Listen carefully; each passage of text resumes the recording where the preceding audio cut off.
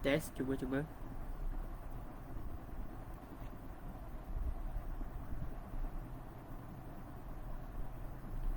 cuba.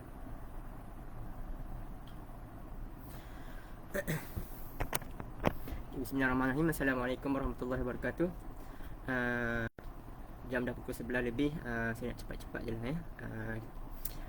Hari ni saya nak cuba kongsikan cara macam mana kita nak ajar anak-anak kita ataupun murid-murid kita Iqra. Untuk hari ni kita bermula dengan Iqra 1, insyaAllah. Okay, cuma sebelum tu saya nak tekankan bahawa kaedah pengajaran yang saya nak kongsikan yang saya nak kongsikan ni ialah kaedah pengajaran one by one, maksudnya seorang kepada seorang. Maksudnya kita mengajar seorang pelajar, bukan mengajar secara berkumpulan. Kalau kita ajar anak kita, maksudnya kita ajar seorang-seorang lah. Anak kita contohnya A, kita ajar anak A. Lepas tu kalau ajar anak lain, kemudian kita gila-gilakan. Okay? Dan setiap tempoh pembelajaran tu kita setkan lebih kurang 10 minit macam tu saja. Okay. Kita tak lebih-lebih. Okay. Ataupun sama ada 10 minit ataupun satu muka surat, satu muka. Tak perlu banyak-banyak. Baca ni habis dah cukup, berhenti. Tak perlu risau sekejap sangat.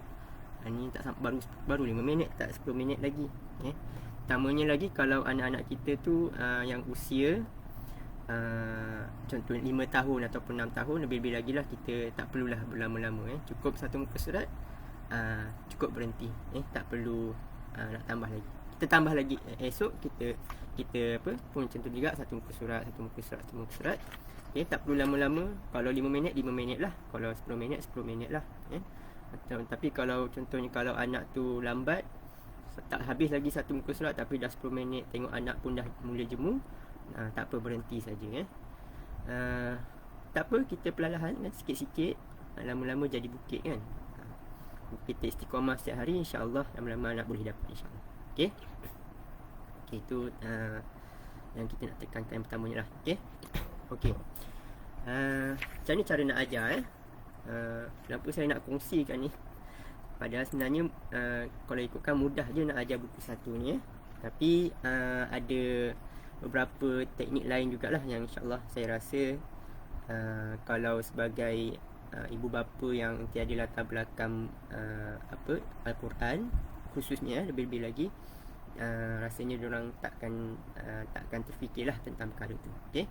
Tapi kalau mungkin anda guru yang mungkin dah lama mengajar, mungkin adalah pendedahan tu. Okey. Ini perkongsian saya. Kalau mungkin ada baik, ada tak baiknya, boleh kongsikan. Kalau baik, bolehlah sokong-sokong, cuba tambah apa, mungkin ada yang boleh tambah baik lagi. Kalau yang kurang, boleh tegur-tegurlah, insya-Allah. Okey. Okey.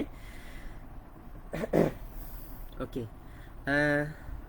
Cara nak ajar, kita jangan susah-susahkan pelajar kita. Kita jangan susahkan anak-anak kita. Kita mudahkan. Okay? Tak perlu nak beratkan dengan nak kenalkan. Okey, ini alif. Alif, yang ni huruf, kita panggil huruf alif. Padahal sebenarnya bukan huruf alif pun. Yang kita fokus bukan huruf alif pun. Sebenarnya kita nak fokus pada huruf hamzah. Sebab hamzah baris atas bunyi A. Yang kita nak bunyi A tu ialah huruf hamzah, bukan huruf alif. Okey. Tapi kita tak nak beratkan macam tu. Kita tak perlu. Kita terus tunjuk saja. Okey, A. Kita terus bunyikan. Kita nak fokus anak-anak tu tengok rupa dan bunyi. Rupa dan bunyi dia jadi macam mana. Okey, tak perlu alif di atas A, ba di atas ba di atas ba. Okey, tak perlu. Okey, ni alif di atas A, ba di atas ba, tak perlu. Terus tunjuk dan bunyikan. A, ba. Okey, A, ba, macam tu cukup. Tak perlu ataupun paling kurang pun macam ni A, macam ni ba. Okey, tak perlu lebih-lebih. Okey. Mula-mula mungkin kita ulang beberapa kali. Okey, lepas tu kita minta anak ikut. Kita sebut dan anak ikut.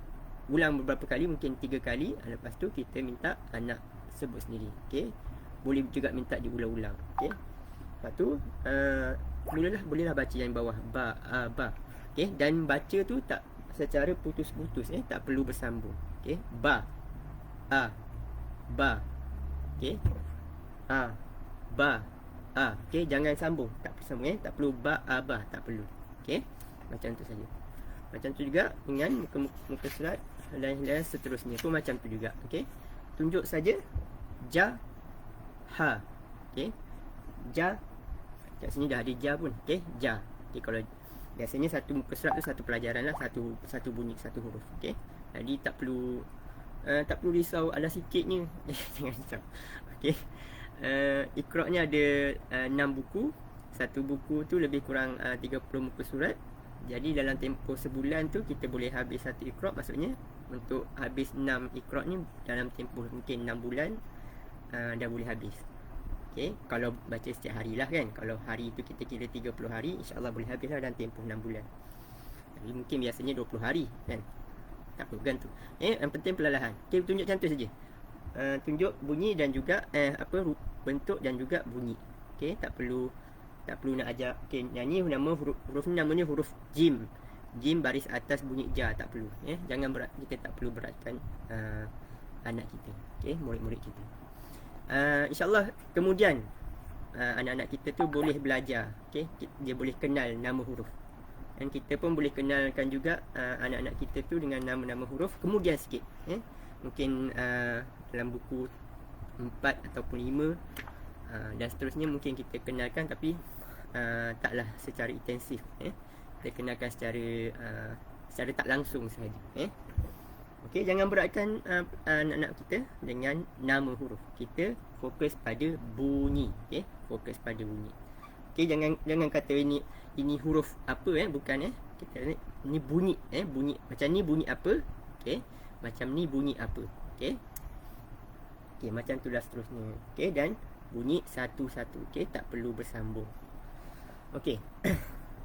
Kemudian kalau macam tu lah seterusnya sampailah sampai huruf yang terakhir, sampai bunyi yang terakhir, bunyi ya. Okey, sampai bunyi yang terakhir bunyi ya. Okey. Dah, asalnya mudah macam tu saja, senang saja. Cuma mungkin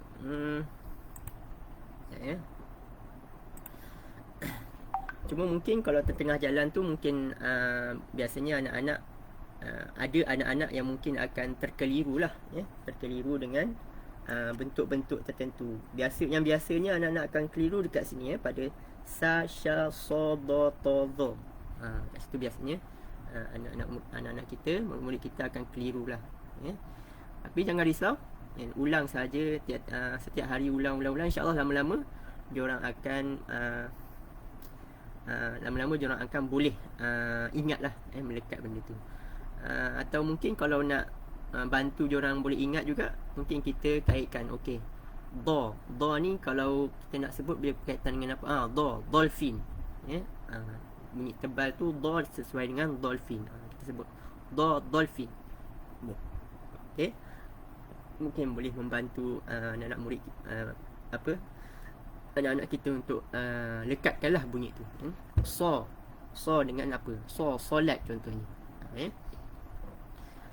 Mungkin juga kalau nak bagi bantu ingat juga lagi, teknik lain mungkin kita guna ialah kita buat dia ulang 2-3 kali. A ba ta. Okey, macam tu. Seterusnya mungkin cara lain juga apa lagi, boleh kaitkan juga antara contoh sa dengan sa, sa dengan sa, bunyi yang hampir dekat. Okey, sebut tentang sa dan sa ni, dia berkait dengan makhraj huruf, berkait dengan makhraj huruf. Macam mana penekanan kita dengan makhraj huruf untuk anak-anak lah khususnya, anak-anak yang umur usia rendah-rendah lah. Kalau bagi saya tak tekankan sangat. Bahkan saya kata okey, ini sa, ini apa? Sa, minta anak kita tersebut, yang ni sa, yang ni sa, sama. Secara sebut sama. Tak apa, buat masa ni biarkan je bunyi sama. Nanti kemudian dia dah mahir baca Quran, baca pun dah lancar, dah banyak kali baca Quran, dah khatam banyak kali, mungkin 3-4 kali, dah sekolah menengah nanti, mungkin bolehlah kita ajar diorang bezakan makhraj, cara sebutan yang betul macam mana, makhraj huruf, sifat huruf apa semua tu kemudian kita berat.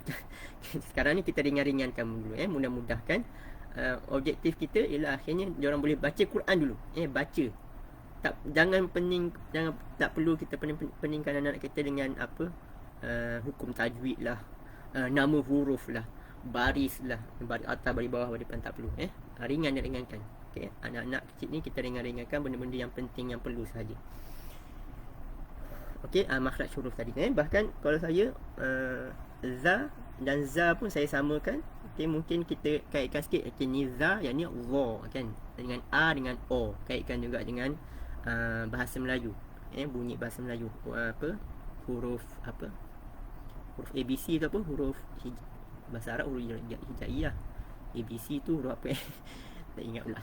Okey, boleh kaitkan juga dengan bahasa Melayu. Yang atas ni semua dengan a. Lepas tu sampai sini so, do, to, zo, dengan o. Okey. Kalau dalam makhraj huruf tu mungkin kita sebut sebagai tafkhim ataupun tebal, kan.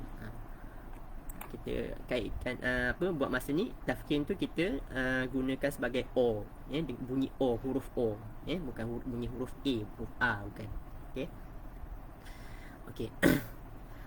Mungkin untuk bantu juga anak-anak kita supaya kenal huruf, sebabnya ada bentuk-bentuk yang hampir sama.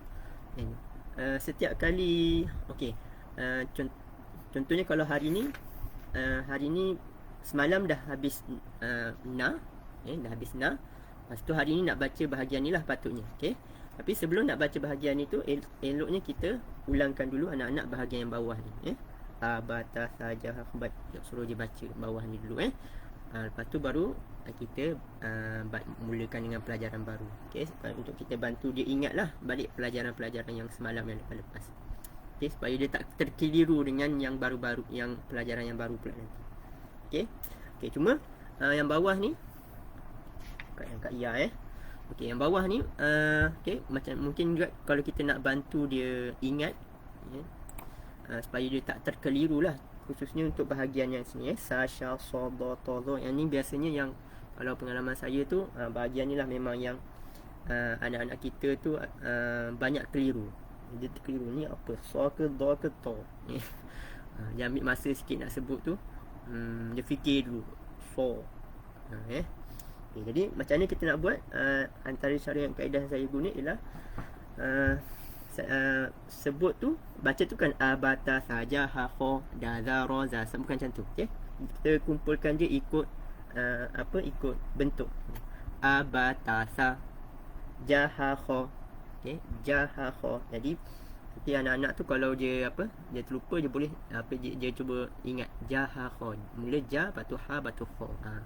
Okey, daza roza, ataupun boleh kumpulkan juga daza roza ni satu kumpulan.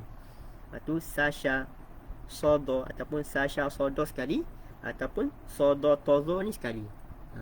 Sebab bentuk dia kan sama, cuma dia ada mangkuk kat sini dengan ada tiang. Untuk bantu diorang tak terkeliru. Kalau diorang keliru, diorang boleh macam ulang balik dalam fikiran diorang lah, secara senyap, sodo tozo. Diorang boleh ingat, cuba susun balik. Yang bawah ni tak kisah sangat. Faqoka mungkin lama nau dan seterusnya sampai habis. Okey. Lagi nak cerita apa? Okey. Okey, bunyi kita minta dia orang bunyi satu-satu. Okey, dan bunyi pendek bunyi pendek kena tekankan, bunyi pendek kena bunyi do, ya, ro. Okey. Do, ha, ya. Okey, kita tak nak pastikan anak bunyi pendek. Okey, jangan bunyi panjang. Jangan do, ya, ro. Tak nak kena bunyi pendek. Do, ya, ro. Okey. Apa yang contoh-contoh bunyi panjang? Contohnya tadi do, ataupun lama. Tak terfikir. Tapi memang kalau ada ada pelajar-pelajar yang baru masuk, diorang memang akan bunyi cara bunyi yang panjang. Walaupun mungkin panjang tu 1/2 lah, 1/2 harakat. Tapi tak nak, kita tak nak mesti macam tu. Do, ya, ro, sebolehnya macam tu. sebolehnya, supaya nanti bila kalau masuk bahagian panjang diorang tak terkeliru bunyi, diorang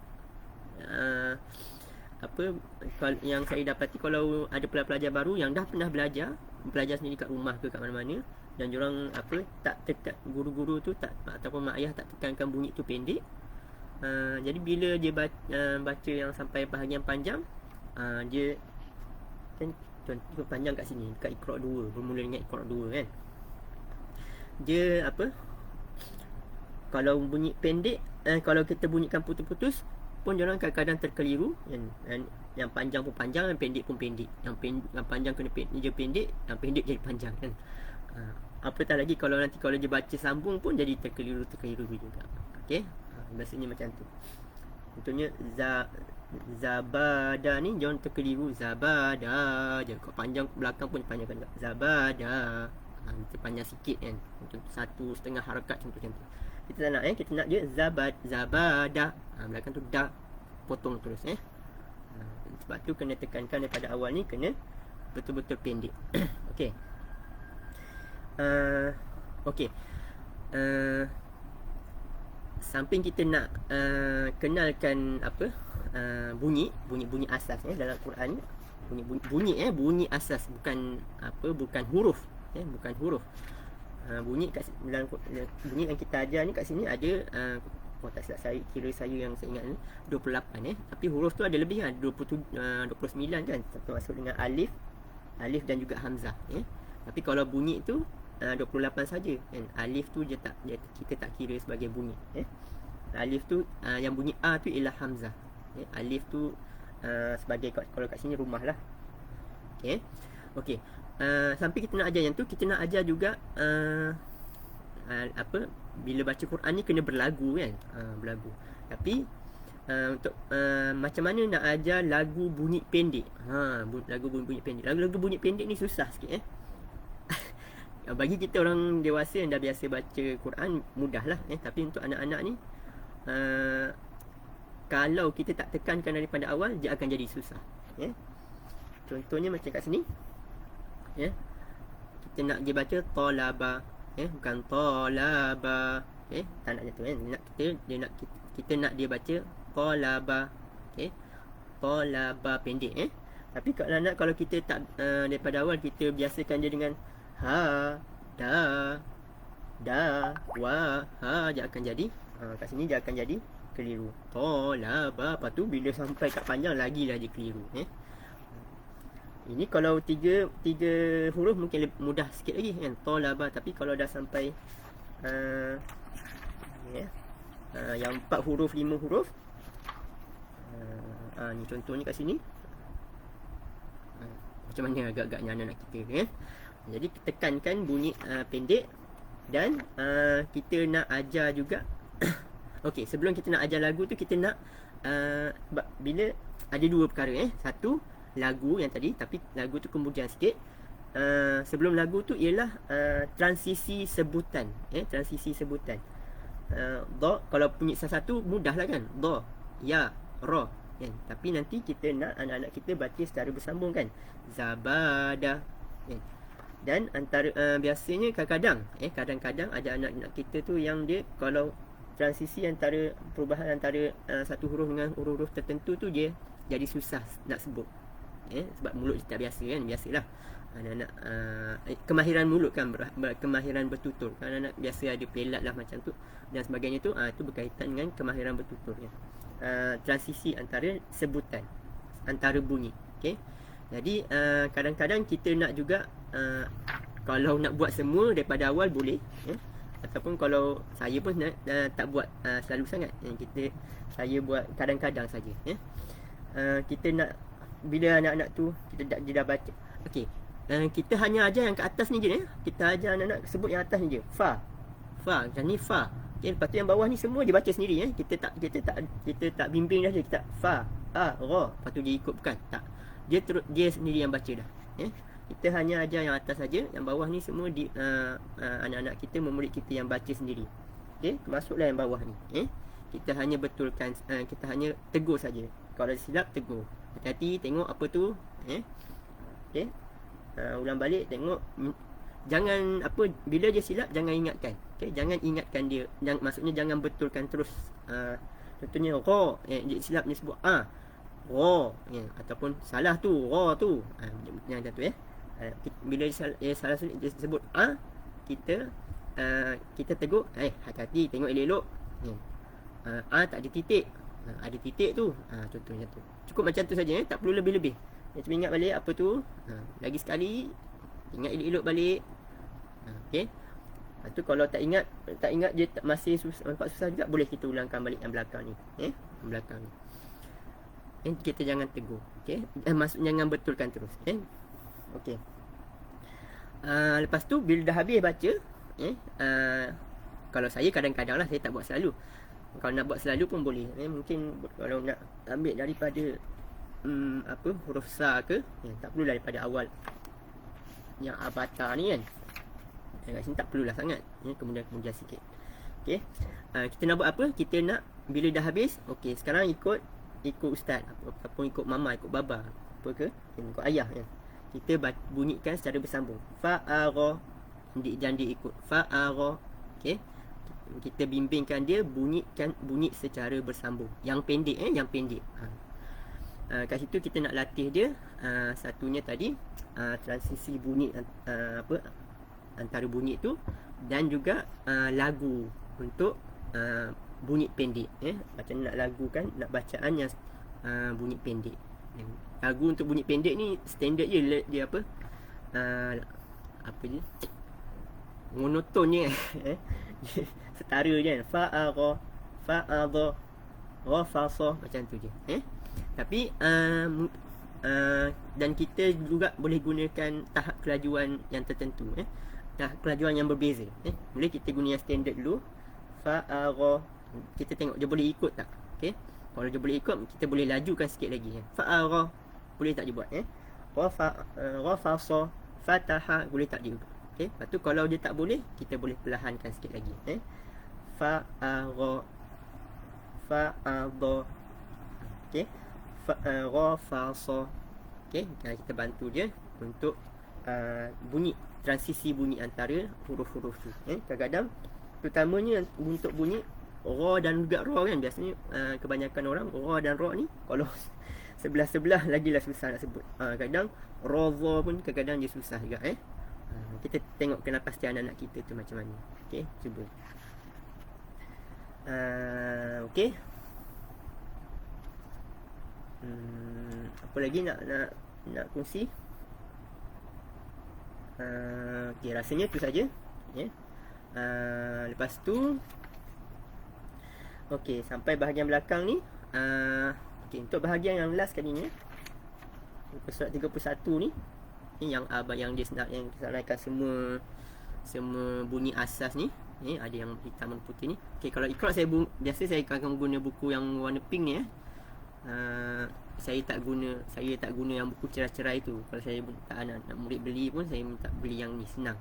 Kalau yang cerai tu nanti kan hilang lah macam-macam ataupun tertinggal lah, tak bawa lah. Ini bawa satu buku terus senang. Okey. Untuk bahagian yang ni, biasanya kalau dia dah habis Iqra 1 ni pun, dah masuk Iqra 2, Iqra 3 pun, biasanya saya akan ulangkan bahagian muka surat yang 31 ni. Sebelum nak baca, nak mula pelajaran untuk hari tu, contohnya pelajaran untuk dia kat sini, saya akan ulangkan dulu dia yang sini, kurang-kurangnya atas ni. Kurang-kurangnya atas ni. Dan kalau dah macam mahir, baru baca yang bawah ni. Kita nak tengok betul tak dia masih boleh ingat tak terbalik-terbalik macam ni. Kita nak pastikan dia ingat bunyi tu satu-satu betul, bukan bunyi bersambung. Bukan kita tak nak dia hafal ikut urutan. Kalau tak tengok pun dia boleh baca ya ahawana malaka qafaq. Kita nak macam tu, kita nak dia bunyi satu-satu. Kita nak pastikan dia satu-satu huruf tu dia ingat bunyi dia. Okey. Sampailah, tengoklah kalau dia selagi dia perlukan untuk kita ulang kat sini, selagi tu kita ulang. Kalau nampak dia dah okey, dah kukuh, ingat bunyi-bunyi ni dah ingat betul, tak perlulah ulang. Tapi kalau perlu ulangkan. Okey. Terutamanya nanti kalau masuk Iqra 3 Iqra 3, Iqra 2 masih lagi bunyi baris atas bunyi baris atas, tapi dia secara bersambung tulisan bersambung, dan juga bunyi panjang baris atas. Okey, tapi kalau Iqra 3 dia dah bunyi baris bawah dan juga baris depan. Okey, kadang-kadang ada anak-anak kita ataupun murid kita yang okey, kalau ini baris bawah sekejap. Okey, kalau Iqra ni dia tak akan senaraikan macam yang kat sini. Muka surat ni semua baris bawah bunyi, nak bunyi macam mana, dia tak akan senaraikan macam tu dia akan lalu secara tak langsung saja. Jadi kadang-kadang mungkin kita perlu baca ni, lepas tu kita minta dia bunyikan baris bawah pula, E, B, T, C, G, H dan seterusnya. Dan ingat bunyi mesti bunyi pendek. Bunyi asas ialah bunyi pendek. Kita nak tekankan kaedah pada dia, asas bunyi dalam Quran ni ialah semua pendek. Bacaan dalam Quran ni semua mesti bunyi pendek, kecuali ada tanda-tanda yang untuk dia kena panjang. Itu kaedah. Iqra macam tu kaedah dia. Asas bunyi pendek, kecuali ada tanda-tanda yang kita akan ajar bunyi dia panjang. Kebanyakannya 2 harakat, tapi bunyi panjang yang asas ialah 2 harakat, tapi ada yang akan ada lebih sikit. Okey, wallahu alam. Rasanya tu je yang nak dikongsikan, boleh dikongsikan. Iqra 1 mudah je, insya-Allah. Patutnya kalau mak ayah yang tak adalah kemahiran bacaan Quran yang tinggi sangat pun patut boleh ajar. Mungkin Iqra 2, 3 tu pun masih okey lagi, tapi mungkin Iqra 4, 5, 6 tu nanti akan perlukan kemahiran yang lebih lagi lah. Jadi wallahu alam, saya rasa tu je untuk malam ni. InsyaAllah akan datang saya cuba kongsikan pula untuk buku 2, 3 dan seterusnya sampai habis lah, insyaAllah. Jadi kalau ada apa-apa soalan yang mungkin saya tertinggal nak kongsikan juga ke, apa-apa yang amalan yang biasa anda ada buat yang mungkin bagus, boleh kongsikan juga. Okey, wallahu alam. Assalamualaikum warahmatullahi wabarakatuh.